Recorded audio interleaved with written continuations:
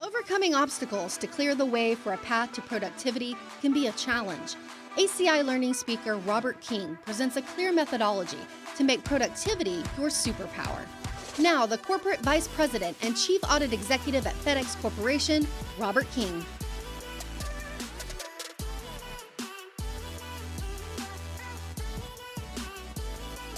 Good afternoon. Excited to be here. An opportunity to join you today and talk a little bit about productivity, hacks, and other secret weapons. I've already had a great day listening to Ian and Chad, and they themselves have talked about some of the challenges that we are all facing today. It's quite a period of time with our audit teams, trying to complete the audit plan, and just trying to motivate our employees through all the changes that are going on for them each and every day. These challenges are certainly impacting our ability to be as productive as we once were, or how we need to change our productivity as we go forward in addressing these new challenges. And that's what I want to talk to you about today. How do we help our individuals respond to all of these challenges? How do we help our teams respond and be as productive as we always have been in the past? You know, today, we're all in various stages of responding to the pandemic. And there's a lot of work going on to evaluate the workforce strategy. What does the future look like? Some of you may be going into the office already, or at least in a hybrid way. Some of you believe that you're going to be 100% remote. Some organizations are still researching that and trying to figure out what's going to be best for them and their future. How do they maintain that culture? How does the workforce look in the future? And with all of those potentials, we know that we as individuals and as leaders of our audit teams, that we're, through all those scenarios, concerned with our employee development, the employee morale, the career growth, and most importantly, how we stay productive as an audit organization so that we can deliver that value that we have as a part of our value proposition in each and every one of our organizations. So that's what today's focus is on, finding ways to actually increase our productivity. You know, I've spoken to many different teams. Certainly, we've interviewed and talked to all of our team members. We've talked to peer groups within our audit organization. We've looked within the company itself by talking to teams, finance teams, engineering teams. And when we ask this question, are you or is your organization as productive as it was before the pandemic? We get quite the response. I see many of you out there already shaking your head. Some are up and down. Yes, absolutely. Some are, no, I'm not real sure we're as productive. In fact, I know we're not as productive. And some may just be still kind of, let me think about that, because you're not even measuring it at this point in time. That's exactly the responses that I expected from each and every one of you. Some, as I said, say, yes, absolutely. I'm as productive. I'm even more productive. They've embraced this environment. They have an ideal work environment. They like the balance that provides for them in terms of working remotely. They most likely already had very strong work habits, and they have adapted extremely well to that environment. And yet there are others that say, yes, but they really don't know that they're more productive. They just don't want their company to take that away from them. They like that work-life balance. And it's true. We do have individuals that have been as productive, if not more. It's also true that we don't have everyone as productive as they once were. Some don't have the ideal environment. Some have many more disruptions in their world. Some actually haven't had the proficiency to take their work habits to a higher level in this new work remote environment. So they're curious as to what the workforce future will be. Will it remain in this remote mode, or will I have the opportunity to come back into the office? So the truth is both yes and no. But the key is, are we measuring it? And what were our metrics before, and how today are we comparing those metrics and seeing how we're performing? And that's what really productivity is about within our organizations. We've all probably experienced some productivity challenges. I know we at FedEx certainly have done that.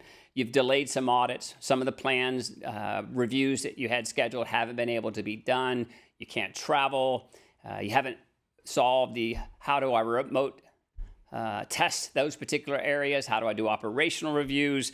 There's been technology challenges possibly with you and your organization as well in terms of it. So there have been many, many challenges. So in terms of productivity, the first thing that obviously all organizations have to address is that ability to have the right tools to be effective. And probably after 16 months, most of us have gotten to that point. Most of us have certainly deployed our teams. They've been remote for a long time now. They've gotten much more comfortable in that environment. But certainly at FedEx, we've seen the inability to travel bring lots of challenges to our operational audits and our compliance reviews. We've seen the extended time it takes to kind of communicate with the clients themselves and to be able to share documents across the organization. We've certainly had challenges itself with remote testing, and today I want to talk to you a little bit about that and some of the things that we've learned along the way and along the journey to get better and better at that. And certainly one of the most significant losses have been, and the challenges have been that we've lost that face-to-face interaction, that ability to quickly get questions answered, network, and learn what's going on in the business. All of those have had an impact on our productivity. And last but not least, we obviously would have to talk about just that fatigue itself, that Zoom fatigue, as some refer to it. It's real. Our individuals being on camera, being on the video constantly certainly has had an impact to their productivity. You know, one wouldn't think when we started going remote that all of my team members that have that 1 and 2 hour commute would ever say, I missed that commute. And that, well, I don't really miss that commute. What they really miss is the fact that this is the last train and I've got to leave. I've got to leave the office. I've got to catch this train to be able to go home. So it gave them a very solid end of the day, beginning of the day. And that's not what we live right now. It's very, very blurred in regards to our environments. When does the day start? When does the day end? I never seem to get off the computer. I never stop working. So that is that fatigue that's around us all. So how? So how do we overcome and address all of those challenges? So what I've done is kind of narrowed this to 5 key productivity challenges that I want to speak to you this afternoon. At a very high level, I want to kind of talk to you a little bit about that virtual environment, the very basic, where we probably have excelled mostly in this space versus some of the others, but what have been the success factors? And those that may not have gotten to that point, what do we need to be looking for to be able to be best in class in terms of virtual environment? And then the training and communications sort of go together. And the communication side, how do we communicate with our team members? How do we communicate with our peers? And most importantly, how do we communicate with our customer? What has had to change to be effective in this remote environment, which potentially can be part of our workforce strategy of the future? And then training. What are the critical skills we need today? How are we training our individual? How are they getting that information about the company? As we said, one of the key losses is that face-to-face interaction and learning just day to day about what's going on. How are we backfilling that?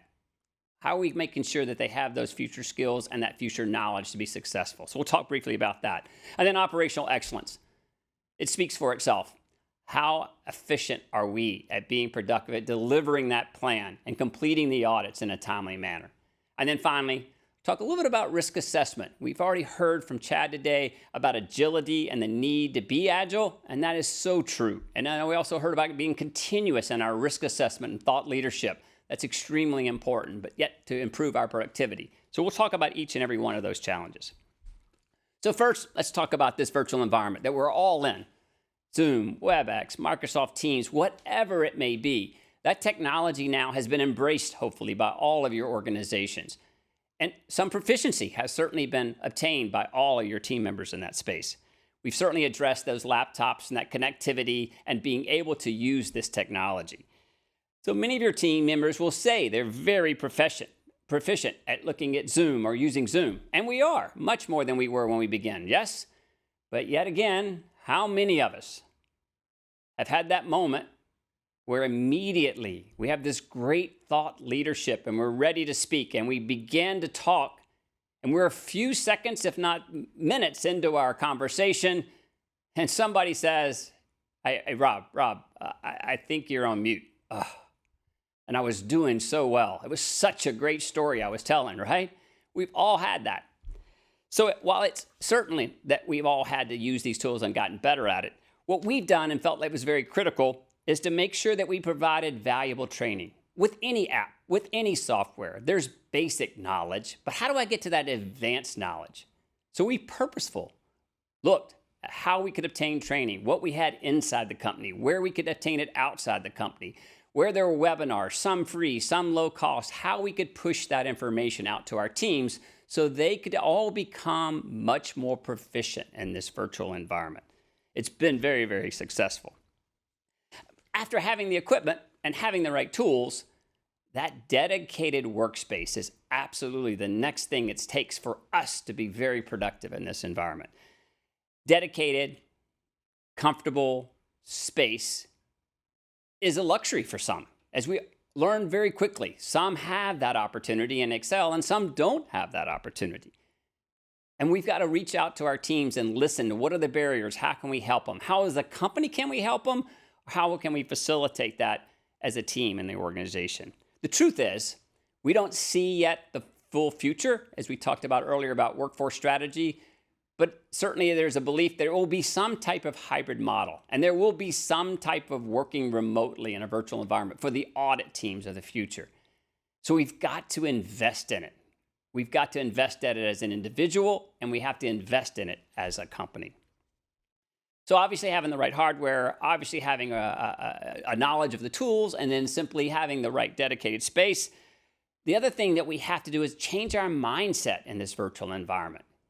Before, everybody in the office, it was that you were there, you were accountable because you were at the office. You kind of clocked in, clocked out. You were physically there. You're not there. You're out of sight. So now it's about outcomes.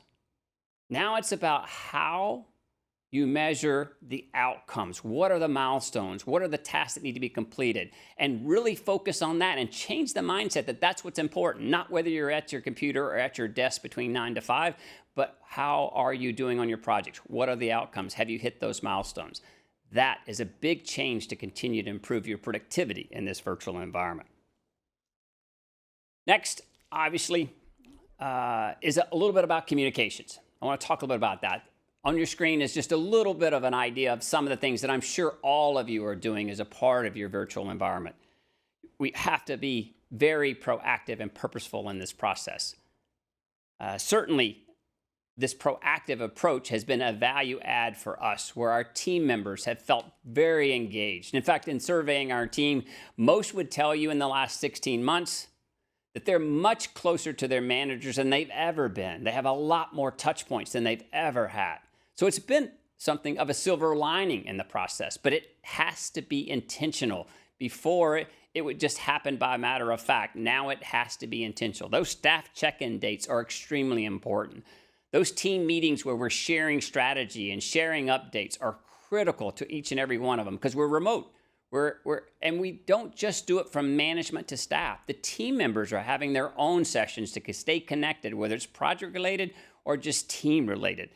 All of that is part of this communications to make us a bit more productive. At FedEx, we have a series that's an executive series, my officer and our team that go through, we're referred to as IED Talks. We've established virtual communications to continue offering updates to our team members. And it's just using Zoom technology. It's not difficult. It's just literally going online, recording yourself and editing it, and then moving on and pushing that out to your team. Letting them know about the strategy. Letting them know about change management, and it's okay to have some anxiety about how to respond to it. How to take charge of their professional lives and what they need to do from a training perspective. Whatever the topic may be. We use these not only to teach and learn across our organization within strategy, but also use this opportunity to have industry folks come in a little bit to talk about lunch and learn so we can learn the business. So it's just finding new ways to communicate in this virtual environment. We must leverage this opportunity. Secondly, we've got to transform all of those water cooler conversations into reality today. You heard Chad recently just speak about that. Very, very factor. We've got to kind of take charge again and be very intentional about this process.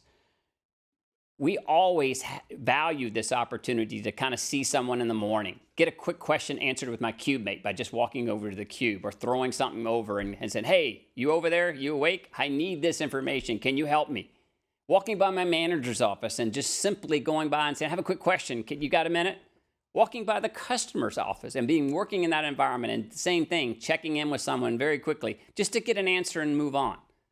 All of those things have been very, very difficult in this current 16 months that we've experienced, and we've got to help our team members be better at that.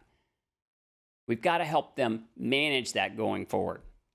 And then this incidental opportunities that we would have at the break room maybe, or the elevator, or in the parking lot, how can I replace those events? How can I still be engaged with everyone, still working at my home, feeling that I'm out of sight?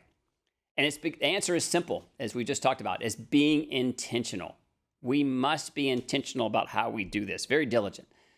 So we have team members. Think about this. Make a list of all of those critical individuals. What are those key individuals that you need to stay in contact with within your team, within your organization, within the customers? And what are the connecting points? How should I best connect with them? Obviously, we have all these tools, but for everyone, it's a little different. Their distractions are a little different. Their environments may be a little different. So reach out to them and find. It's going to be simply a 5-minute check-in. We have new hires that come on board, and we literally make it intentional where every team member checks in with them during the week, 5 minutes. Hey, how are you? And they talk about something personal. It's not about their audit project. It's about them and asking them how they're doing, asking them for their input on how they feel and what they need in regards to their daily task. Again, purposeful communications to truly help your team members feel as a part of that team, that cohesiveness that's necessary for us to be as productive as we can. And verifying that contact method, some people are just tired of Zoom, as we talked about earlier, so just give me a phone call. Just chat with me and message with me in Microsoft Teams. It can be many different ways, but it just needs to be purposeful. That's the key. Our managers are doing the same, acting very, very closely with our team members and to do the touch points. And just not necessarily check on the audit, but check on them. That empathy for how are they adjusting? How is their workspace working out? What are their needs in that space? Very, very important for us to work with them and hear them and listen and be empathetic to their situation. And that's a significant event for us to have. Not only do they feel connected, but they feel a part of that team and feel that they're much more productive as a part of that process. So I think those are just key things that have helped us on the communication side to really promote team unity, but also team level engagement and productive. We have to be able to teach them in the collaborative spirit. And talking about networking, we lost that, a collaborative spirit. And what I mean by that is we have to have opportunities with our customers to bring them together through these applications, but to be collaborative, whether it's whiteboarding or walking through things with them. We have to have that interaction through the video to see body language and how they respond to certain things and feel like everybody has a voice in that. So you have to set that up. You have to talk through those processes and share screens. Obviously, a big part of that to kind of narrow that planning side of it down, how we can be more effective in the planning process. That was one area that we didn't find that we were as productive because the auditee themselves or the client also had their many challenges. So how do we help them and how do we help us achieve our objectives? So leveraging those best practices that we've learned along the way were really critical for us to not only improve our productivity, but involve them in a collaborative way, in a collaborative spirit. That collaboration for learning. As I talked about earlier, that lunch and learn was just one more opportunity. Would you mind talking to the team and talking about this opportunity to be collaborative and talk through that? Another opportunity is just we've done these things called team snapshots. And a very interesting concept. It's simple. It's, again, using Zoom, WebEx type technology. You bring the manager and the team together. You have the opportunity to just talk amongst each other. We record it, kind of talk about maybe it's my Brazil team, maybe it's my Singapore team, maybe it's one of my teams based in Memphis or Pittsburgh or Dallas or wherever. And so they talk about their environment, what their challenges have been. They talk about their successes. They talk about their personal lives and what's going on in that process. It's just a quick team snapshot. We ask fun questions where they all go around the room and kind of like, who's most likely to X? Who in this group is most likely to Y? And everybody has little name cards to hold up and say, yeah, that's all about Pat. Nope, that would be Rob. Nope, that's Rita. That's who does that. So all of that is just, again, part of your communications plan to engage and ensure that they're connected. And that connectivity turns into productivity and proficiency for sure. And then there's training. Here are some of the key critical skill sets that we talk about through our organizations and certainly focus on. But that growth and learning mindset is what's most important to nurture within your organization. Fortunately, at FedEx, we already have that culture and that mindset across our whole enterprise. But in the pandemic side and beyond, it was purposeful for us to how do we continue to connect them to the training needs? How do we connect them to what that strategy is? And more importantly, how do we push that information to them? So the next slide kind of shows you a newsletter that we created the second week of being all remote. And it's just a weekly learning and development newsletter just to help them through that growth and learning mindset.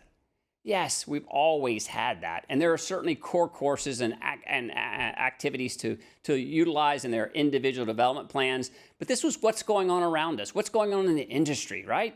What's going on with virtual tools? What's going on with this third-party training and this opportunity? So it was a matter of just pushing that information to them, giving them a resource that they could always draw upon from week to week. Manage their time effectively. When they had project downtime, quickly could go to the newsletter. I think I'll click on this. They could schedule their time. I think I'll look next lunch hour next week on Tuesday. I want to attend this course. I want to kind of learn more about this subject area. That training and getting them focused on their critical skills was a key to continue to not only engage them again, but to keep that productivity level up. We all know that we can learn out of that growth and learning mindset with education, with experience, and with exposure. And we wanted to reach out to them to make sure they had everything they needed. We have new hires, internships. All of that was an in-classroom type of training. So all of that had to be transitioned to online video, online training.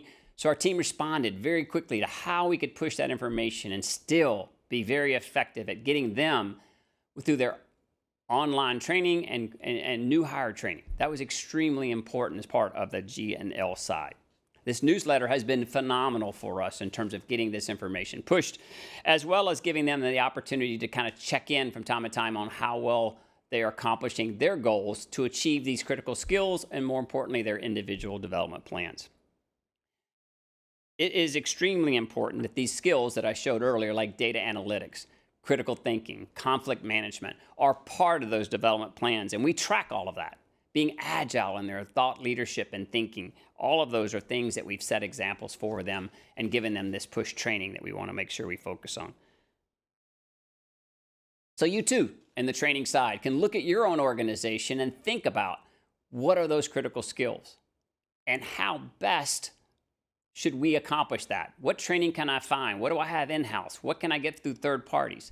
All of that is part of a strategy that will help you and your team be focused on just critical skills and development, but also in helping them be much more productive at what they need to do.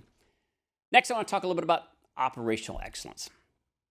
You know, auditing in these times of uncertainty, we don't have a vision for exactly what's going to happen within each of our operations. There's been a lot of paradigm shifts within the markets and with our own industries. There's also this workforce strategy paradigm that we're not sure exactly what that looks like in 6 months or a year or 2 years or 3 years out. We're all going through some level of that analysis, I guess, of that workforce of the future. So how will we work? What's the impact to our lives, both professional and within our personal lives? We've gotten real set on some new habits now, right? We've all got the new ways of kind of doing things, and we feel now comfortable. Oh, here comes another change, right? So we want to kind of help manage that thought. Now, we can all be confident. Whether we not know exactly what's changing, there's definitely going to be something that changes, right? We ourselves have already seen where we've had to adjust our risk assessment approach. We've had to change our audit plans significantly. It is a time, quite candidly, and that's what I want to speak to you a little bit about in this operational excellence space, that we need to have a little bit of self-reflection. You know, it's a time also to be innovative. What needs to change? How do we adapt? What has worked really well? What have we learned from that? And how can we apply it going forward, especially if, in fact, we get to move into a hybrid type of model? We want to be successful. We've seen an increase in our advisory reviews. Maybe you have too. But there's a balance to that advisory and assurance work so that we still meet the expectations, right, of the Audit Committee and of the strategic management team and executive team. So when we speak about operational excellence, there's certainly some basics that we've got to go back to. Hopefully you've had some metrics or you've looked at those and compared. Maybe you don't have metrics in your organization. So how can you evaluate whether you're being more productive and what you really need to focus on? You got to go back, as I just said, to the basics, right? Nothing's really changed of what we need to do. We have the basic mission. It's our job to provide that independent, objective assurance to the board of directors or to the committees that you respond to. It's our job to be strong risk stewards. It's our job to continue to evaluate internal controls and the risk assessment process itself and the governance of that. We have to be disciplined in that. That didn't change. It's how we go about achieving that operational excellence is really where the key is. And it's times like this, and we all have tremendous curiosity, but opportunities for learning as well. So when we talk about operational excellence, for us, it was all about applying the agility to our audit approach, techniques, how we report, and try to exceed the same expectations that we set for ourselves. We have a mission statement, we have a value proposition. How do we deliver upon that? Many of these areas that you see up on the screen are areas that we all had the opportunity to look at in the past. They're not really new. But the environment today that we're in and potentially will be in the future, as Ian's talked about, of some of the challenges we might have, and as Chad brought forth, they will be a little bit different. They need to look different. We need to respond different. Like audit scoping, how can we use data to be much better at that? Audit process efficiency, what needs to change? How do we manage through the communication challenges and the remote testing challenges and gathering evidence? Report efficiency, what we've seen as visualization has played a much stronger role in the virtual world than it ever had before in our organization. And leadership engagement is extremely critical. We've learned that we've had to make changes in our old traditional ways of doing things. We've had to be able to move communications up earlier. We've had to be able to respond to the auditee who also is going through such transformation of how we still balance their needs and our needs and still get that audit completed at that time. And with all this change management, all this change going on around them, much less within the audit process, that team resiliency, how they respond to change management, is also a key focus as we go through. There are three on this next slide that I want to kind of highlight for us a little bit as we talk this afternoon. Obviously, remote auditing, something that we all have had to do to some degree in this transition. Maybe you don't have, everything's right there under you in your local area, but they weren't in the office. You didn't have the ability to go to that location and actually test and do substantive work. For me, a very large global team, a very large global operation, this was tremendously challenging. Even by regions, we weren't all in the same state of progress in regards to responding to the pandemic or in terms of vaccinations and things. So we all had different challenges within the regions. How can we perform this work? How can we be effective at still providing an assurance work in remote? So we reached out immediately to our stakeholders. We leveraged those business relationships. It's extremely important to have a very strong business relationship, trusted advisor approach in your organization. And fortunately, we have. So we reached out to them in regards to internal control specialists that were out there that might be able to help us, security professionals that might be able to facilitate a walkthrough, engineers, it goes on and on. We looked for those sort of guest auditor types, and it was easy to identify them. That was the easy part. As always, in any guest auditor program, the challenge is finding ways to get them to align with your needs because they have plenty of things that they need to do themselves. So we had some early successes and some not, but we found opportunities where they could assist us in that remote testing process. We had staff resources. This is a few examples within the operations area, within the IT area, security and legal, and then as I mentioned already in finance. So we had to leverage all of that relationships and be able to facilitate in the guest auditor role. But having said that, there are a lot of audits that we had where there were no truly guest auditors in that particular space. So we had to look at other opportunities. Was there some co-sourcing we could do with individuals that we could use at those locations? That was potentially one opportunity. But how? How do we need to, and what would they do for us? And how effective are our programs to help them along the way? That was all extremely important as a process. Then obviously, then it won't work because we don't have a co-source opportunity. It won't work because we don't have a guest auditor. So we had to be effective at how we use the tools that were available to us. You all have many of these tools, and you've used them in different ways yourself, I'm sure. Obviously, we've already talked about the virtual environment and the Zoom and the WebEx and Microsoft Teams and widely used tools. But how do we use those tools effectively in remote testing? We used our smartphones to do some photo captures and looking at documents and things. We gave them opportunities to upload those to OneDrive or SharePoint so we could share documents and go back and forth. They may not have had OneDrive or that, but they used Microsoft Forms for us because we had Microsoft Teams under Office 365 across the whole enterprise. That allowed us to be able to use that tool and educate them on how we could share knowledge and share information. Obviously, screen sharing, but not only in terms of a presentation, but maybe sharing screen of showing us how they operate, helping us through a walkthrough. All of this technology was part of how we could be much more effective, right, at remote testing.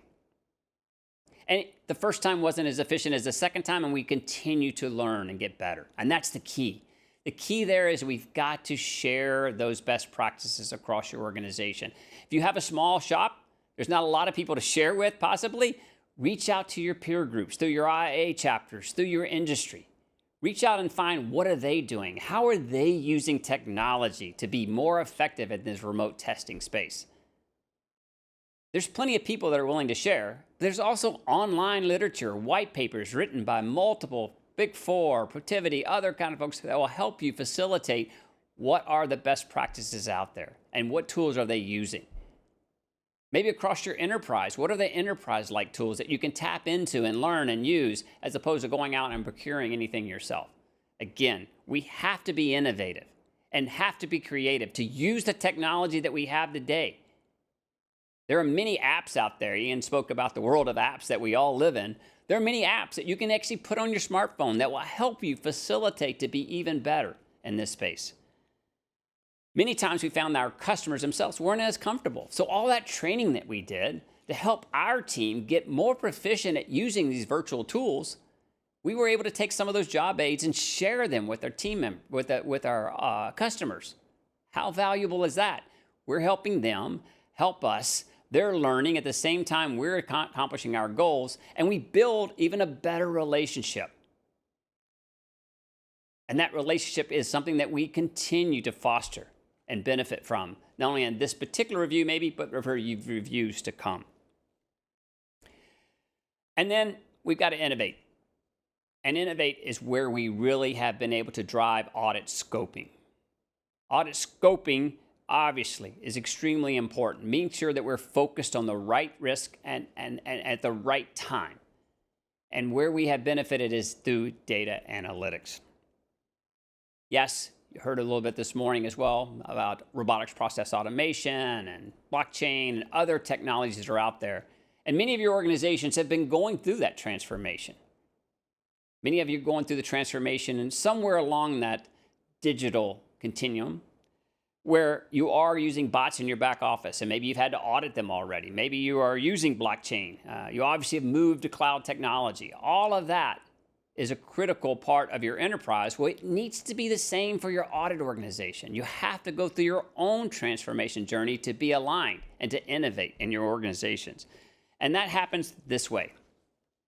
You've got to invest in your people, you've got to invest in process, and you've got to invest in technology.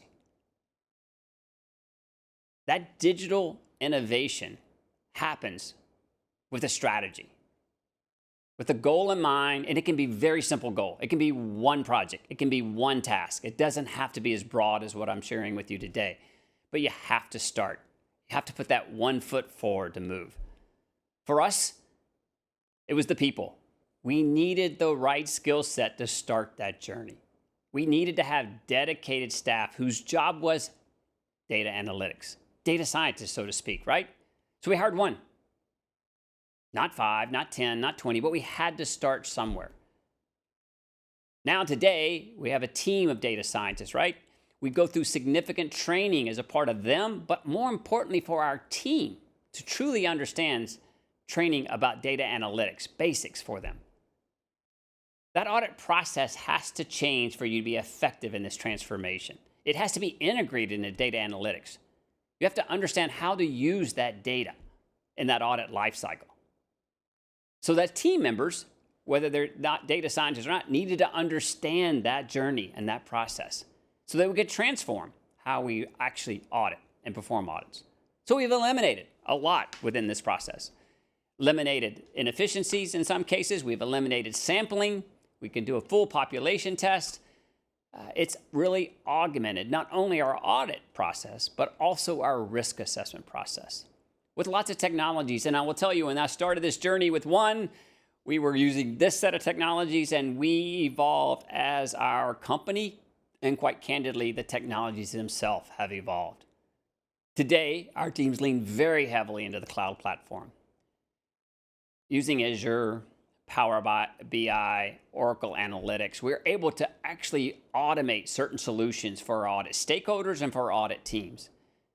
We've been able to expand the user base itself of data analytics because many of my core audit team members have become Power BI users. They understand it, it's ease of use, and have been able to do remarkable things within that. It's just getting it started and getting them excited. Again, being very purposeful on our training has helped drive this productivity in this audit scoping area. And we've certainly increased data access. So this is extremely important. But remember, look in your own organization first. Where might that skill set be? Where might there already be this technology where you can lean in and use enterprise licensing? Use that technology that exists within your company so you're not going out to have to procure something, such as Oracle as we have, or Power BI as we have. That will help you minimize cost and help you get started early in this transformation. But this digital transformation has absolutely been the key for us to drive into more data-driven auditing, anywhere from our planning side to our fieldwork side and ultimately to our risk assessment and then last but investigations. But as I spoke earlier, while we have a dedicated resource, which is important to remember with data analytics, and especially as it feeds into audit scoping, that's a starting point. That's the data. That's being able to assess data and begin to provide insights. But that core audit team is a valuable part of this value that we deliver. They have to help us interpret. They have to be the reasonless check. They have to go tell us what else we might need to check with that or what else we might want to compare with that. They're a critical component of our success in this data-driven audit process. We need subject matter experts. The resource can only take the data that's there and the data analytics resource and produce a dashboard or produce insight. But if it's valuable or not and how we drive that into the audit plan and how we drive that to the customer is really dependable on our subject matter expertise. And whether that could be the core audit team or that might relate to our subject matter experts that we have outside our audit shop, whether it be external or internal. On the screen are just some examples of where we've been able to take that opportunity to use data to drive some excellence across our operations. Whether it's been millions of packages of shipment data and giving them that perspective, it's been looking at gaps that are on the revenue side and about pricing or rating, some training opportunities that relate directly to compliance and regulatory and giving them direct feedback, not just on a sample basis, but the whole universe that's out there. And then an area that we all need to stay focused on as we look at cyber and other key risks that we have, it's the access control. So we've used these tools to help give some common audit tests for logical access that our auditors can just pick up out of the toolbox and use going forward. Now, we've been along this journey for over 5 years, but it's a journey that you have to put one foot forward. We didn't have this year one, but it's something that will quickly multiply as you have more learnings and your team gets excited about it. But we have to use this people, process, technology process to leverage and lean into that knowledge and how we become better at this point in time. And use the data. We have to use the data that's out there and available, but we've got to drive the insights that we need to drive from that data. And that's where that team comes from and as subject matter experts come in. And last is the audit team resiliency. And that's really just about what I've spoken about, change management, right? How do we help our team members through all of that change and the anxiety sometimes that builds up? I mean, you know your team better than anyone. Who handles that better than others? How do I need to engage with them, ask them how they're doing? It's really about the people side and having those touch points that we talked about in the communications. That's how we continue to help manage resiliency and listen, what's working? We talked about that self-reflection. What's working? What's not? How can I be more productive if that's not working? Talk a lot about a quality-driven management in the organization at FedEx. And one of the key components of that is to measure, and that we have failures and we have to learn from those failures and then reapply once we've assessed it and build out the new solution and go forward with that and measure again, right? So using that mentality in your self-reflection and with a look, it will help you drive productivity, whether it's in the remote testing, it's specifically in the audit process efficiency that we talked about, reporting efficiency, or even in specifically this resiliency space. We've got to be focused on that. And that's why we drive our own productivity. So as I said, there's many successes. We've talked about a lot of these already, and how we've leveraged the non-audit resources, how we've leveraged Power BI dashboards. They're easy to use. It's helped us with visualization. It's helped us move the data to the client so they better understand it. A very, very important part of our success in terms of using it to data visualize for that customer. We certainly have had lots of communications, and we've talked about a lot of those, and the remote testing, that growth and learning mindset we've already talked about, and all the tools that are out there, including Microsoft Forms. So these are just some of the many, many successes that we've had along the way. So let's talk a little bit about risk assessment. When we talk about risk assessment, again, this data analytics approach has helped us look to that future, helped us be successful to have deeper insights, and most importantly, drive efficient testing, right? But what it's also helped us is tackle risk and look at it differently. Much, much deeper insights. Look at your organization. What are those key risk indicators that are out there? What's being measured today? What other organizations might have dashboards that are measuring some of that data? Those are great sources for you, and tap into the source of theirs to let you build it within the audit organization. Dashboards that help you pinpoint certain risk or anomalies. Using data analytics has helped us drive an automated solution to think about a risk, spot trends. And again, we've used enterprise tools many times. The Oracle Analytics Cloud is a perfect example. We built some other things with our own data scientist team. We built tools like looking at IT, looking at all the applications that are out there, going through 8 variables and kind of doing a ranking of scoring process to know where the highest risk, whether it had to do with disaster recovery, whether it has to do with access controls, whether it has to do with it's a single point of failure, etc. Looking at those kind of things to help us drive our risk decisions and where should we focus. We use it a lot in fraud. You're going to hear from the panel of ladies later about fraud risk assessment and fraud. We use data analytics, an important area for us to do fraud monitoring in that space. I'll give you an example about greater risk coverage in this space. Our audit organization would look at anti-corruption risk, something with a global organization that has to be on the radar. We would do 10, 12 reviews a year where we go to a particular country on site and physically perform a review. Obviously, over the last 16 months, that's been impossible, but that risk did not go away. That risk was still out there. We couldn't travel to that country. We couldn't access those individuals to talk to necessarily in face-to-face, but we had to still manage that risk. Knowing we had that problem, we reached to our data science team and said, let's think about this. And we worked with our legal team. And over a series of months, we were able to build a significant anti-corruption sort of risk monitoring tool that allows us to take industry data, allows us to take public information, allows us to take our own internal information about financials and actually provide an assessment of risk and where we see red flags across the organization. And now, as opposed to needing to go to a country and perform a full scope review, we can even go and do a remote test, but we also can, if we need to go to that country, we know these 4 key areas are something we need to focus on. Again, using automated solutions to transform how we in internal audit address risk. That's the value of this. We have to be able to do this. And it also has been a key facilitator for us to have a continuous risk assessment. You heard Chad recently just talk about that very fact, that we have to be able to not just build a plan and expect it to be the same 12 months from now.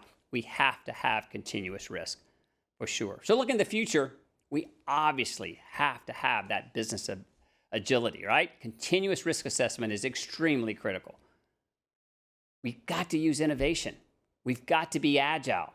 It's not just about one plan and done. It's quarterly changes. It's things that happen often. It's no longer just talking to a person one time a year. It's about engaging them on a frequent basis so that we know what's happening in the business and we can address those changes in risk assessment. We have to find a way to be value-driven. We want to ensure that we are duly delivering our value. And we do that doing agile. We do that in terms of stand-ups and Kanbans. It enhances our communication. It helps us expose roadblocks early. It really instills accountability. Everybody kind of knows their role, including sometimes the customer who may be a part of some of those daily stand-ups. And it has certainly fosters teamwork. Again, find the tools that are advantage to you to help your own productivity. That's the message there. To be value-driven is all about being relevant. It's all about having the speed and agility to respond to ever-changing environment that we're talking about. Some that we know and some that we can't see yet. It's about finding ways you and your organization can be innovative, whether it is data analytics or it's robotics or whatever it may be. We have to find a way to continue to be innovative and promote that culture within your organization. And obviously the flexibility, the willingness of our team members to step up and take on those new challenges, right? To have the skill sets through upskilling to be ready for those new challenges. All of that is part of that value-driven and helping you drive productivity. Being relevant at the right time, being innovative as well. I mean, our paradigms all around us are changing, as we talked about earlier, within the markets, obviously within industries. So this is extremely important for us to manage that sea of change as we go forward. It's extremely important for us to help our team members as every industry is going through this workforce strategy going forward. There's a lot of potential implications to productivity, yes? They all want to know, can I do this? Can I do that? Am I going to work remote? Is it going to be a hybrid? It really don't, even though you don't know that answer today, the opportunities that we have in front of us are significant. We've got to lead through that audit transformation. We got to lead by knowing what's going on in our business and what's going on in the industry and using these value-driven principles to be successful. Flexible, for us, is the norm. And we have to be focused on evaluating outcomes. And that's going to give us success in the productivity side. Establish that flexibility and focus, and ultimately find ways to help our team members be as productive. So when we ask the question, the future of audit, is it fearful or is it fantastic? As you can see, I know and believe it is truly fantastic. Thank you. All right, Robert, thank you very much for speaking with us today. Really appreciate getting some insight into some of the challenges you face, but also FedEx as a massive multinational organization to see what they're up against and ways that they've responded. So really interesting stuff. Hernando, do you have anything you wanted to add to that?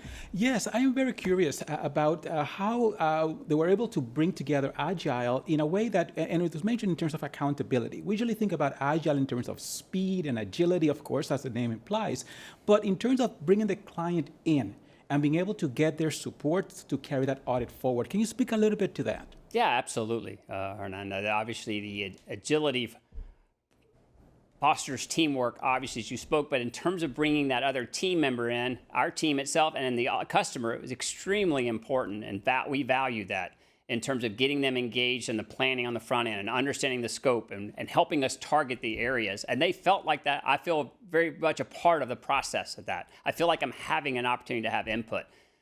Building that trusted business relationship has always been something in our organization we valued. But now using tools to help them see that a little more practically has been like the Kanban's a perfect example, where they kind of see that and know that next step.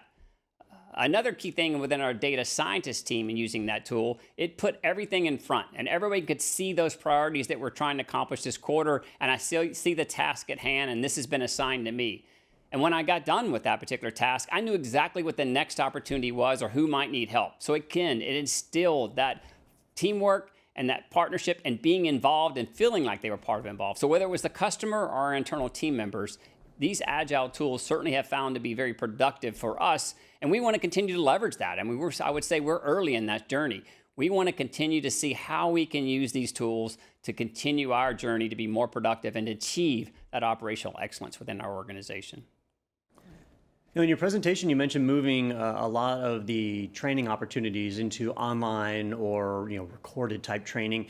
Do you feel that you guys have been able to recreate your training environment perfectly, or are you still working to improve to achieve the same results? Where would you say you've gotten on that? Yeah, absolutely, Don. I think I'm real proud of the team and what they've been able to accomplish at this point in time, given that no one saw this coming and we had to respond very, very quickly with the newsletter and moving things to online. And so what we do is we actually survey our team members once they've gone through. You used to go through this training in the classroom, and now you're doing it online. How's the impact? Are you getting the same amount out of it? Or is there anything you're missing? And for the most part, it's been a very, very positive feedback. We have been able to be successful in getting that training transition to that. Our new hires were extremely complimentary. Our interns were very complimentary about how engaged and connected they felt. And along with all of those things we talked about earlier as well, Don, in terms of communications and having touch points to keep them engaged. At the same time, there's still some interaction you would have in those online courses. There's some networking that would happen in those online events, in those classroom events that were really, really important and valuable. And we all saw the value in that. And as we spoke about it earlier, finding ways to be purposeful to still accomplish that, maybe not through the training medium, but other ways, is extremely important. So I think we still are looking to find ways that we can bring that networking in and collaboration in and whiteboarding in and kind of get everybody going through that process actively as opposed to just being on the other side of the online training and listening. If you like this series, subscribe to the ACI Learning YouTube channel to enjoy more audit-related content.